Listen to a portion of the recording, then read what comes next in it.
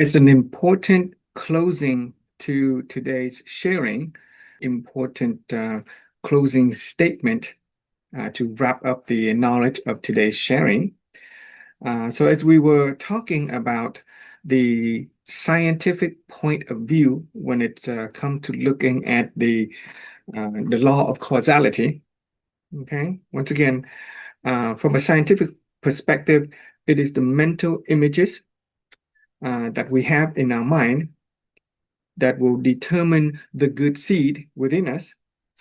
And we already learned that the law of causality basically state that good seed plus favorable condition will give us the positive or desirable outcome. And the formula for the root cause of life basically does just that. It shows that the seed within us is the mental images, okay, that will give rise to the choice that we make, and that will influence the outcome of life that we have today. So there are several important statements that kind of wrap everything up, and I want to write it down for you guys to imprint, okay? And one of the statement is the root cause of life begins with me. Okay? But I don't blame. Okay? I cannot blame myself. I cannot blame other people. I cannot blame other people because the root cause of life begins with me. I cannot blame myself either because at the moment of choosing, I really have no better choice. I always make the best choice for myself anyway. It is only after the fact that I look back and I think of it as a bad choice, but it's really not the bad choice. It is the bad outcome, okay? Because at the moment of choosing, I always make the best choice for myself. Therefore, the root cause of life begins with me, okay? But I don't blame. That is something that you should memorize, okay? The root cause of life begins with me. We take full and complete ownership of the choices and the outcome. The root cause of life begin with me. And in this point of view, the scientific point of view, it is the mental images that determine the outcome in life, okay, that we have. So I want you to write this one down. Clear images equals outcome. It's that simple. Okay? When an architect wants to build a house, he clarified the images of the house, whether in his mind or down on paper in a blueprint. And the clearer the image, the more likely the outcome is going to take place.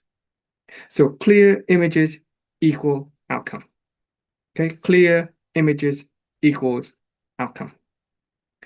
If an architect has a clear image of not only what the blueprint of the house look like, but he has a clear image of what material is needed to build a house, who are going to build a house, when is it going to be done, in which fashion, what permits and paperwork, clear images equals outcome. The clearer the image, the clearer your outcome in life. Okay, clear images equal outcome. And then, okay, so because clear images equals outcome, then if you can change images, you can change life. Okay, if you can change your mental images, you literally change your mind. Just as the scientific method begins with the outcome in mind, go back to work on getting to the outcome. If we change our mental images, what we hear, what we see, what we speak, what we know, we're going to change our life. Monitor what we hear, change what we say, what we speak. Okay, so you can practice doing that. Start paying attention to what we hear, what we see, and start paying attention to what we say, what we know. And if what we say, what we know is negative or go against what we truly desire in life, then guess what? We're going to get that negative outcome instead of what we desire in life. So pay attention to the kind of thing that we say, what we speak to other people, okay, and to ourselves. Change images, change life. Clear images equals outcome. Change images, change life. And here, not only are clear images will bring about the outcome in life, not only through the process of mental images and belief influencing our choices and our outcome, but if you remember from the interaction from last time, remember with the pen, what this is does not come from itself, but what this is comes from the mental images from within our own mind. So how we perceive that determine it as what it is. Okay, so that is a tie-in from today's discussion as well as from last week's discussion. Okay, remember, the essence of all things is empty. Who I am nobody, and because I am nobody, I have unlimited potential. Because I am nobody, I have unlimited potential, and to have unlimited potential means I can become anybody.